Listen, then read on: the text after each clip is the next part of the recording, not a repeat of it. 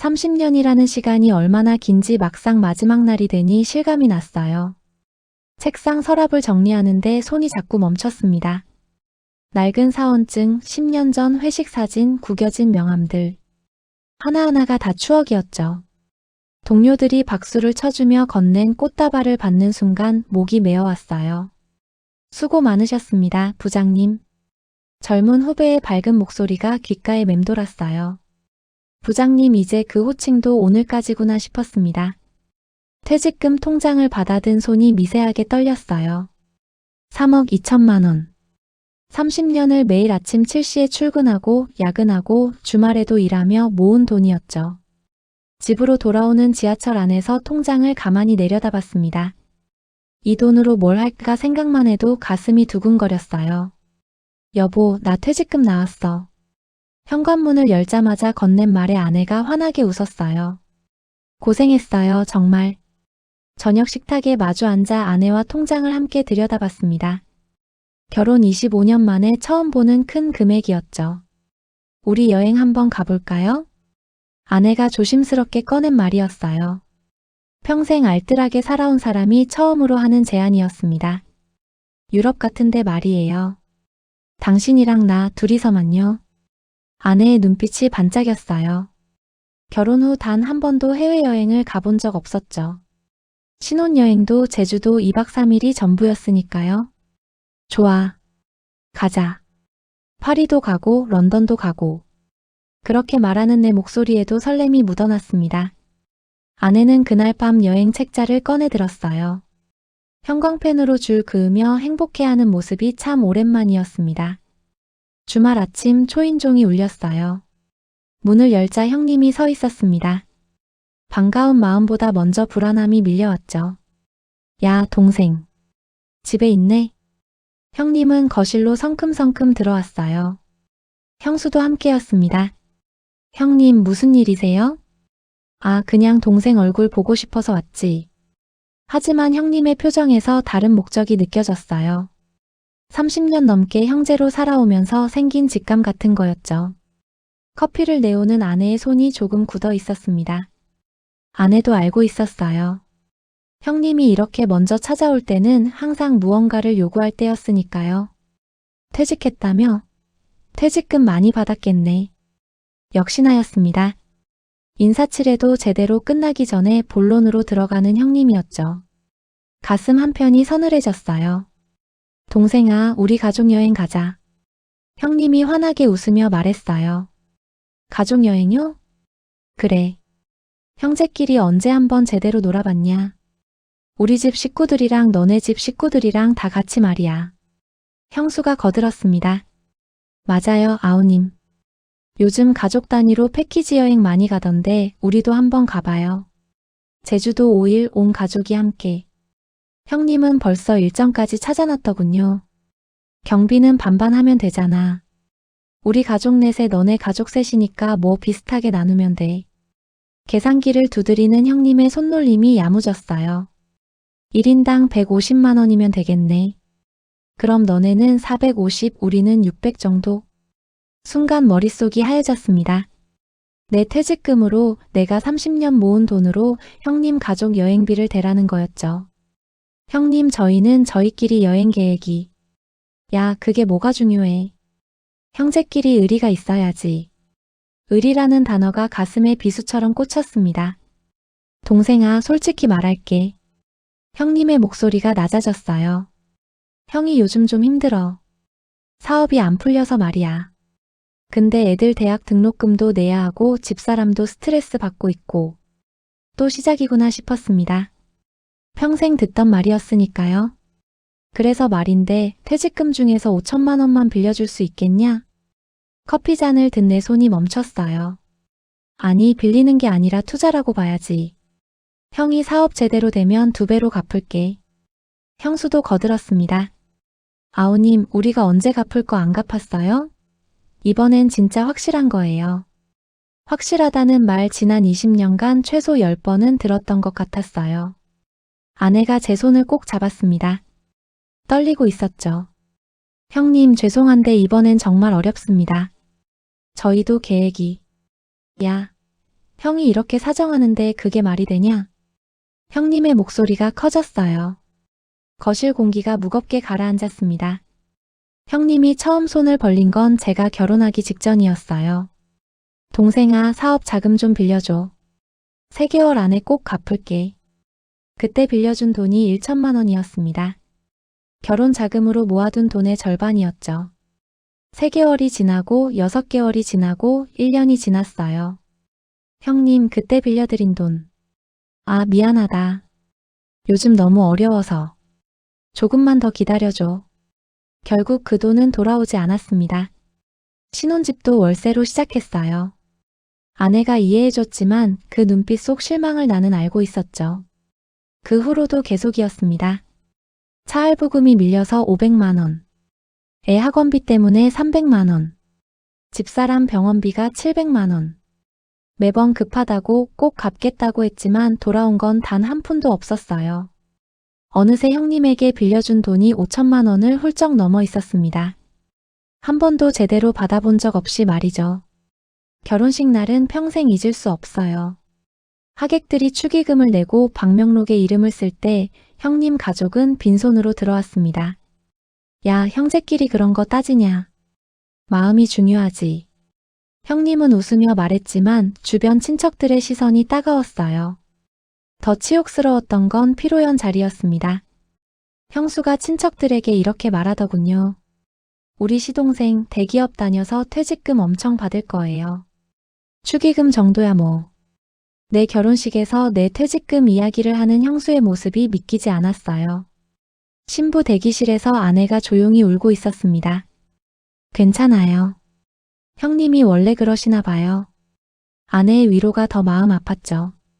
그날 저녁 축의금 봉투를 정리하며 형님 자리만 비어있는 걸 확인했을 때의 기분을 어떻게 표현해야 할까요? 쓸쓸했습니다. 아들 돌잔치 날도 마찬가지였어요. 형님 가족이 제일 먼저 왔습니다. 손에는 아무것도 들려있지 않았죠. 야, 조카 얼굴 보러 왔다. 조카들은 돌상 앞에서 사진만 찍더니 금방 심심해했어요. 아빠, 우리 언제 가? 지루해. 형수는 뷔페 음식을 싸들고 있었습니다. 몰래 가져온 통에 담는 모습을 본 아내의 표정이 지금도 선명해요. 다른 하객들은 축의금 봉투를 주며 축하해줬지만 형님은 끝까지 빈손이었습니다. 형제끼리 이런 거 따지면 안 되지. 나중에 조카 크면 형이 용돈 많이 줄게. 그 약속도 지켜진 적이 없었죠. 돌잔치가 끝나고 정산을 해보니 적자였어요. 홀 대관료, 음식값, 돌상 준비 생각보다 많이 들었거든요. 여보, 괜찮아요. 우리 아들 건강하게만 자라주면 되죠. 아내는 또 그렇게 말했습니다. 하지만 나는 알고 있었어요. 형님이 제대로 챙겨줬다면 이렇게까지 빠듯하지 않았을 거라는 걸. 3년 전 어머니가 암 판정을 받았어요. 수술비만 2천만 원, 항암 치료비까지 합치면 5천만 원이 넘었습니다. 형님, 어머니 병원비 함께 부담하시죠. 전화를 걸었을 때 형님의 대답은 한결같았어요. 야, 나도 지금 여유가 없어. 네가 좀 먼저 내. 나중에 갚을게. 결국 병원비 전액을 제가 냈습니다. 대출까지 받아가며 말이죠. 어머니 병상 옆을 지킨 것도 저와 아내였어요. 형님은 한 달에 한 번 얼굴 비추는 게 전부였죠. 막내가 효자네. 형은 바빠서 그런가 봐. 어머니는 그렇게 말씀하셨지만 눈빛은 서글퍼 보였습니다. 어머니가 돌아가시던 날 형님은 장례식장에서 대성통곡했어요. 어머니, 제가 불효했습니다. 주변 사람들은 형님의 효심에 감동했지만 나는 알고 있었죠. 진짜 효자가 누구였는지를. 장례 비용 3천만 원도 고스란히 제 몫이었습니다. 어머니 장례식이 끝나고 얼마 후 친척 모임이 있었어요. 화장실을 가려다 우연히 형수의 목소리를 들었습니다. 시동생이 뭐 그리 대단하다고. 회사 다니는 거 가지고. 친척 아주머니들과 수다 떠는 소리였어요. 우리 남편은 사업가예요. 직장인이랑은 레벨이 다르죠. 그냥 월급쟁이잖아요. 가슴이 철렁 내려앉았습니다. 병원비? 당연히 내야죠. 우리는 사업 자금이 묶여 있어서 여유가 없는데 시동생은 월급 나오잖아요. 내가 대출까지 받아낸 돈인데 당연하다는 듯 말하는 형수였어요. 솔직히 퇴직금도 좀 나눠야 한다고 생각해요. 형제인데 혼자만 잘 살면 안 되죠. 더 듣고 싶지 않아 돌아섰습니다. 집에 와서 아내에게 그 이야기를 했더니 아내가 조용히 눈물을 흘렸어요. 당신이 얼마나 고생했는데. 그날 밤 잠이 오지 않았습니다. 형수의 말들이 계속 귓가에 맴돌았어요. 조카들도 크면서 달라졌어요. 삼촌, 아이폰 새로 나왔는데 사줄 수 있어? 큰 조카가 고등학생이 되던 해 처음으로 전화를 걸어왔습니다. 조카야, 삼촌도 요즘 여유가. 치, 구두쇠. 우리 아빠 말이 맞네. 전화를 끊는 소리가 차갑게 들렸어요. 작은 조카는 더 노골적이었습니다.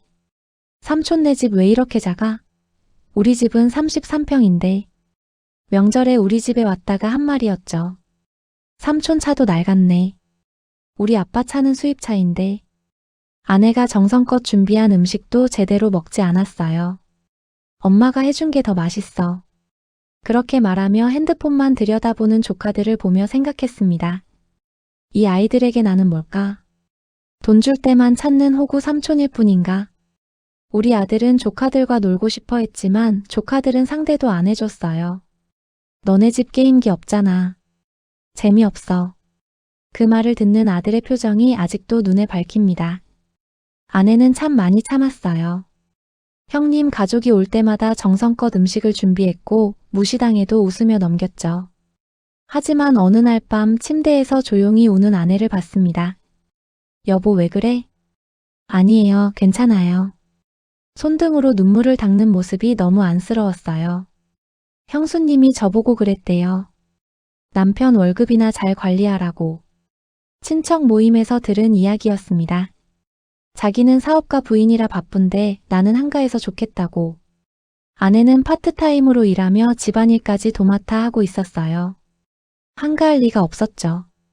우리 아들한테도 그랬어요. 공부 열심히 해서 삼촌처럼 월급쟁이 되지 말라고. 가슴이 찢어지는 것 같았습니다. 미안해 내가 제대로 못해서. 아니에요. 당신 잘못이 아니에요. 아내는 제 손을 꼭 잡았어요. 그날 이후 결심했습니다. 더 이상 참지 않기로. 이번만이야, 정말 이번만. 형님이 그 말을 몇 번이나 했는지 세어봤어요. 첫 번째는 10년 전 사업 자금. 6개월만 빌려줘. 사업되면 바로 갚을게. 두 번째는 8년 전 차 할부금. 다음 달 되면 돈 들어와. 그때 바로 갚을게. 세 번째는 5년 전 집 전세 자금. 전세금 빼면 바로 줄게. 약속해.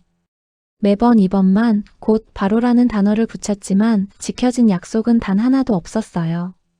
심지어 어머니 살아계실 때도 그랬습니다. 어머니한테 말하지 마. 어머니 걱정하시니까. 그렇게 말하며 빌린 돈을 어머니께 자랑스럽게 말했죠. 어머니, 제가 동생 사업 도와주고 있어요. 거꾸로 된 이야기였어요. 돈을 빌린 게 형님인데 마치 자기가 베푼 것처럼 말했죠.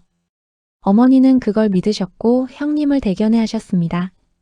진실을 말할 수 없었어요. 어머니를 실망시키고 싶지 않았으니까요. 형님, 이번엔 정말 안 됩니다. 내 목소리가 단호했어요. 뭐, 야, 형한테 그게 무슨 말투야. 형님이 벌떡 일어섰습니다. 형님, 저도 더 이상은 못 도와드려요. 못 도와? 그동안 내가 너한테 얼마나 잘해줬는데. 순간 웃음이 나왔어요. 쓴웃음이었죠. 잘해주셨다고요? 그럼 형이 없었으면 네가 제대로 컸겠어? 형님의 목소리가 점점 커졌어요. 어렸을 때 내가 너 얼마나 챙겨줬는데. 은혜를 모르는 놈이네. 아내가 제 팔을 잡았지만 이번엔 멈출 수 없었습니다. 형님, 제가 기억하는 건 좀 다른데요. 뭐? 제가 중학생 때 형님이 제 용돈 빼앗아 가신 것, 고등학생 때 제 교복 입금 늦춰서 제가 아르바이트 한 것, 대학 때 형님 결혼 자금 때문에 제가 장학금 포기한 것. 하나씩 말하는데 입이 멈추지 않았어요. 30년간 삼켜왔던 말들이 쏟아져 나왔습니다. 잠깐만요. 나는 서재로 들어가 노트 하나를 꺼내왔어요. 10년 전부터 적어온 기록이었습니다. 이게 뭐야? 형님께 빌려드린 돈 내역이에요. 노트를 펼쳤어요. 날짜, 금액, 사유가 빼곡히 적혀 있었죠. 2015년 3월 15일 사업자금 명목 1천만 원. 2016년 7월 3일 차 할부금 명목 500만 원. 2017년 11월 20일 전세자금 명목 1,500만 원. 한 줄 한 줄 읽어 내려갈 때마다 형님의 얼굴이 붉어졌어요. 2020년 2월 10일 조카 학원비 명목 300만 원. 2021년 6월 5일 형수님 병원비 명목 700만 원. 2022년 9월. 그만해. 됐어. 형님이 소리를 질렀습니다. 총액 5,800만 원입니다, 형님. 갚으신 금액은 0원이고요. 거실이 조용해졌어요. 형수의 얼굴이 새하얗게 질렸습니다. 이게 다 무슨. 아내가 옆에서 내 손을 꼭 잡아줬어요. 떨리고 있었지만 이제 멈출 수 없었습니다. 형님 하나 물어볼게요. 나는 계속 말을 이어갔어요. 형님 댁 차는 수입차죠? 작년에 새로 바꾸신 거로 알고 있는데. 형님이 입을 다물었습니다. 형수님 명품 가방도 자주 바꾸시고 조카들 해외 연수도 보내셨죠. 그건. 저희 집은 15년 된 국산차 타고 아내는 명품 가방 한 번 안 사봤어요. 아들 해외 연수는커녕 학원비도 아껴가며 보냈죠. 하나하나 비교하는 게 비참했지만 사실이었어요. 형님네 집은 33평 아파트, 저희는 23평 빌라입니다. 형님은 골프 치러 다니시고 저는 회사 야유회도 빠졌어요. 교통비 아끼려고요. 아내가 고개를 숙였어요. 미안해하는 표정이었죠. 그런데 형님, 제가 형님보다 못 사는 이유가 뭘까요? 제 월급이 적어서일까요? 아니면 제가 씀씀이가 커서일까요? 형님이 대답하지 못했습니다. 5,800만 원이에요, 형님. 제가 형님께 드린 돈이. 그 돈이면 우리 가족이 훨씬 나은 삶을 살 수 있었습니다. 형님, 어머니 돌아가시기 전에 저한테 하신 말씀 아세요? 형님의 눈빛이 흔들렸어요. 막내야, 형 좀 챙겨줘. 형이 좀 모자라도 네가 동생이니까 이해해라. 어머니의 마지막 당부였습니다. 그래서 참았어요. 어머니 약속 지키려고. 목이 메었지만 참았어요. 근데 형님, 어머니가 형님한테는 뭐라고 하셨는지 아세요? 동생한테 패 끼치지 마라. 네가 형이니까 동생 좀 챙겨줘라. 그러셨어요.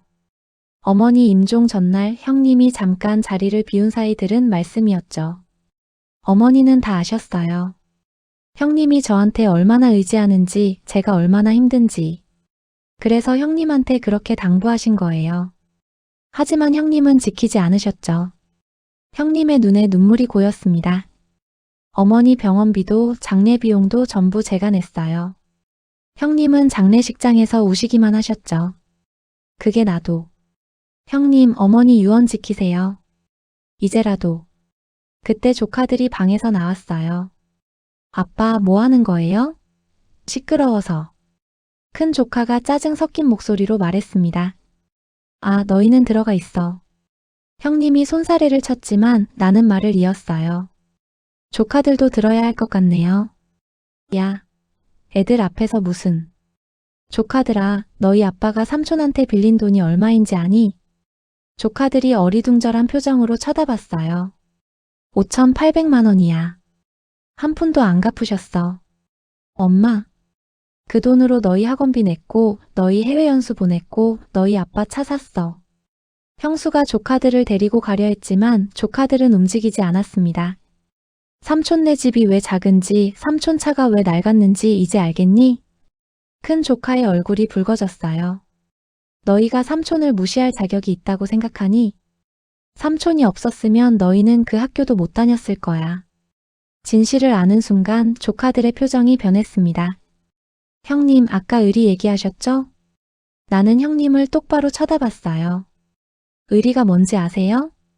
제 결혼식 때 축의금 한 푼 안 내신 게 의리예요? 그건 제 아들 돌잔치 때 빈손으로 오신 게 의리예요? 형님이 고개를 떨궜습니다. 어머니 병원비 한 푼 안 내신 게 의리예요? 나도 사정이. 30년간 빌린 돈 한 푼 안 갚으신 게 의리예요?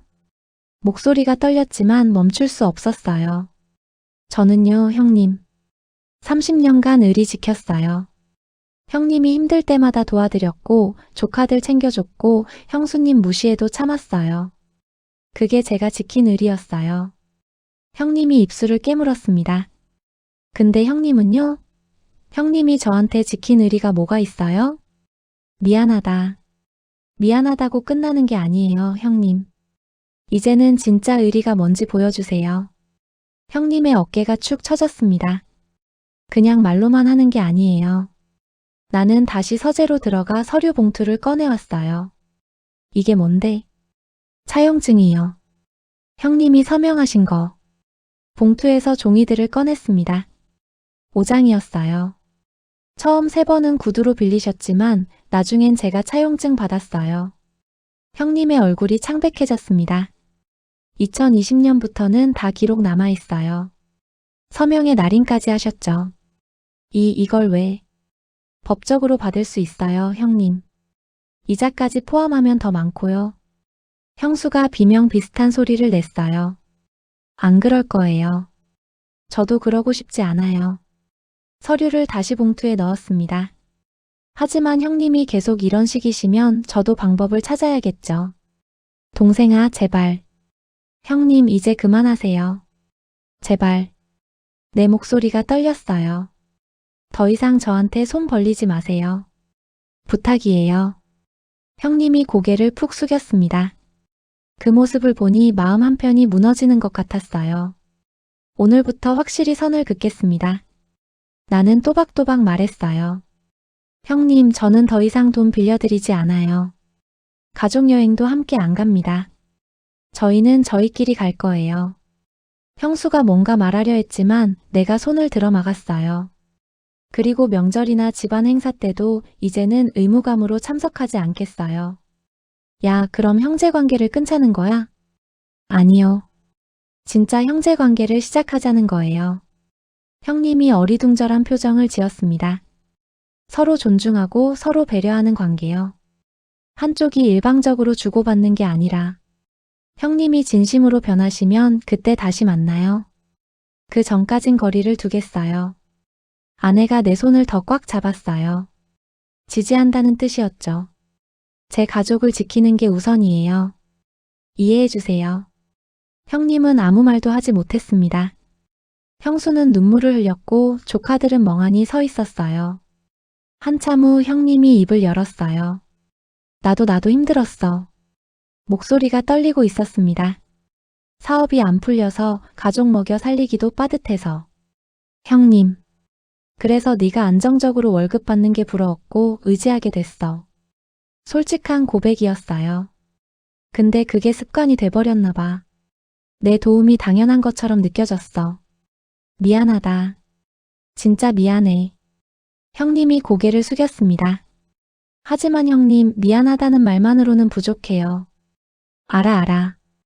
행동으로 보여주세요. 변하는 모습을요. 형님이 고개를 끄덕였어요. 돈은 천천히라도 갚을게. 급하지 않아요. 대신 진심으로 반성하시고 더 이상 제게 의지하지 마세요. 그래. 그리고 형수님, 조카들한테도 말씀하세요. 삼촌을 무시하지 말라고. 형님이 형수와 조카들을 돌아봤습니다. 떨리는 눈빛이었지만 진심은 느껴졌어요. 형님 가족이 돌아간 후 아내가 눈물을 흘렸어요. 잘한 거 맞죠? 응, 당신 정말 잘했어. 너무 심했나 형님한테. 아내가 걱정스러운 표정을 지었습니다. 아니야. 이제라도 말해야 했어. 나도 울컥했어요. 30년을 참았던 게 터진 거였죠. 저도 사실 오늘 한마디 했어요. 응. 형수님이 나갈 때 제게 뭐라고 했거든요. 아내가 잠시 말을 멈췄습니다. 당신 때문에 형제 사이가 나빠졌다고. 뭐. 그래서 제가 말했어요. 형님 때문에 우리 가족이 힘들었다고. 아내의 목소리에 힘이 있었어요. 평생 참았는데 오늘은 못 참겠더라고요. 나는 아내를 꼭 안아줬습니다. 고생 많았어.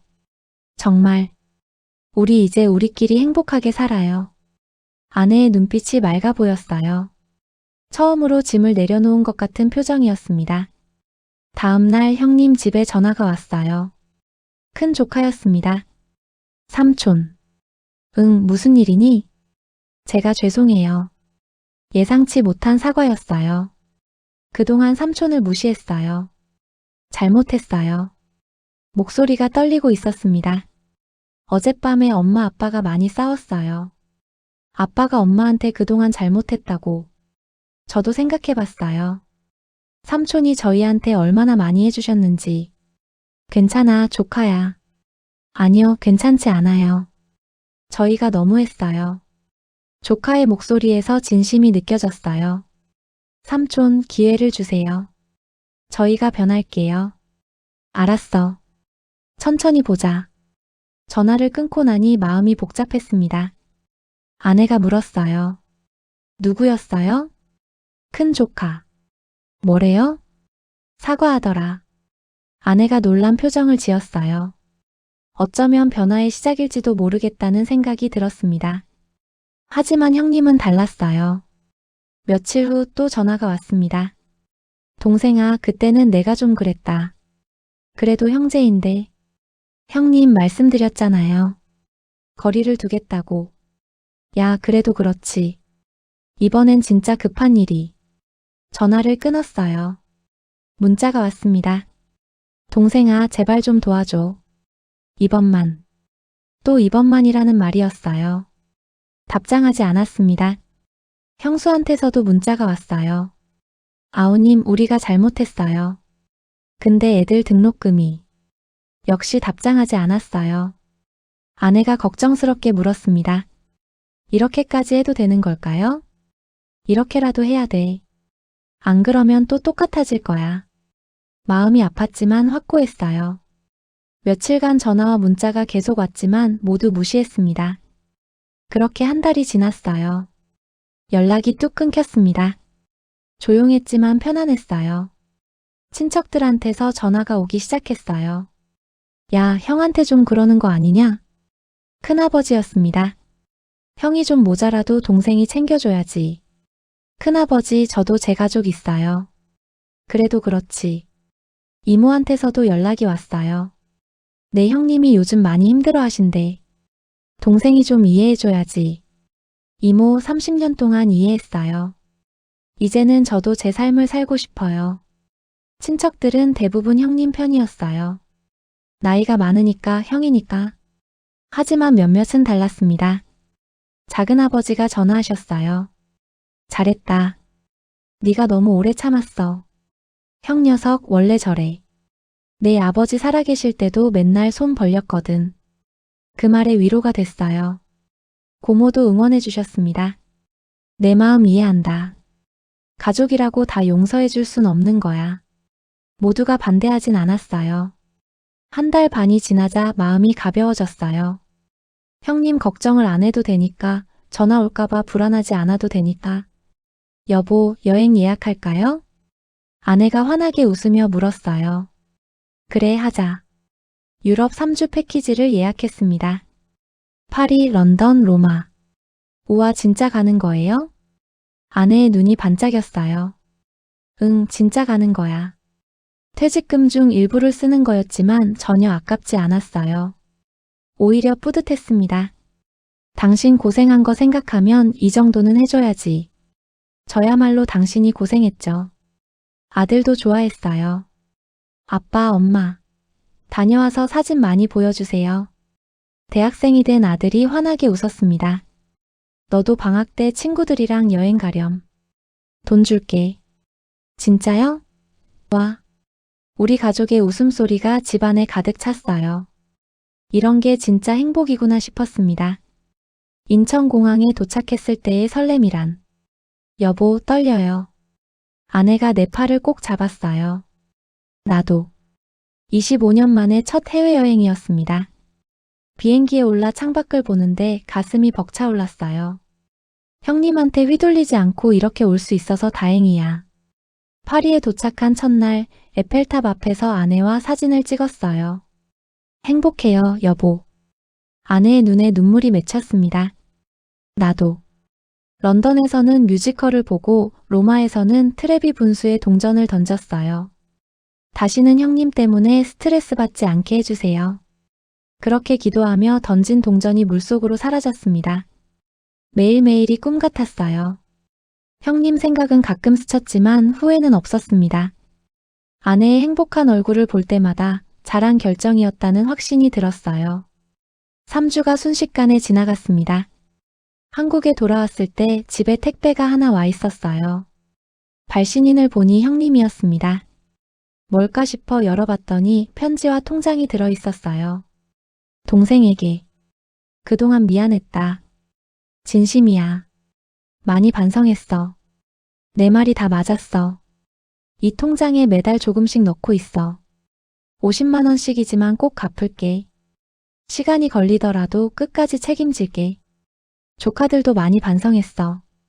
너희 집에 제대로 인사하러 가고 싶다는데 괜찮으면 연락 줘. 형이. 통장을 확인해 보니 정말 150만 원이 입금되어 있었어요. 3달치였습니다. 아내가 편지를 읽더니 조용히 말했어요. 진심인 것 같은데요? 그런 것 같아. 어떻게 할 거예요? 한참을 생각했습니다. 천천히 지켜보자. 진짜 변했는지. 그래요. 마음 한편이 조금 풀렸어요. 하지만 아직은 조심스러웠습니다. 6개월이 지났어요. 형님은 약속대로 매달 50만 원씩 입금했습니다. 한 번도 빠짐없이. 조카들도 명절 때 우리 집에 찾아와 제대로 인사했어요. 삼촌, 그동안 정말 죄송했어요. 진심이 담긴 사과였습니다. 형님과는 가끔 전화통화를 했어요. 예전처럼 돈 얘기는 하지 않았죠. 동생아, 요즘 어떻게 지내? 잘 지내요, 형님. 그래, 나도 잘 지내. 어색하지만 조금씩 관계가 회복되고 있었어요. 아내가 말했습니다. 이제야 진짜 가족 같네요. 그러게. 서로 존중하고 서로 배려하는 관계. 한쪽이 일방적으로 의지하는 게 아니라 진짜 형제로 지내는 것. 그게 진짜 가족이었습니다. 어떤 사연이든 끝에는 깨달음이 있는 법이에요. 피는 물보다 진하다고 하지만 때로는 그 피가 독이 되기도 합니다. 가족이라는 이름으로 당연하게 여겨지던 희생들이 어느 순간 짐이 되어버릴 때가 있죠. 하지만 용기 내어 선을 긋고 진실을 말했을 때 비로소 진짜 관계가 시작될 수 있어요. 형제란 서로를 짓누르는 관계가 아니라 함께 일어서는 관계니까요. 30년을 참았던 한 사람의 이야기가 누군가에게는 용기가 되길 바랍니다. 당신의 행복도 소중하니까요. 오늘 이야기 어떠셨나요? 가족이라는 이름 뒤에 숨겨진 무게를 조금이나마 나눌 수 있었다면 좋겠습니다. 여러분의 이야기도 궁금해요. 댓글로 들려주세요. 그럼 다음에 또 좋은 이야기로 찾아뵐게요. 구독과 좋아요는 저에게 큰 힘이 됩니다. 부담 없이 눌러주시면 감사하겠습니다. 여러분, 오늘도 행복하세요.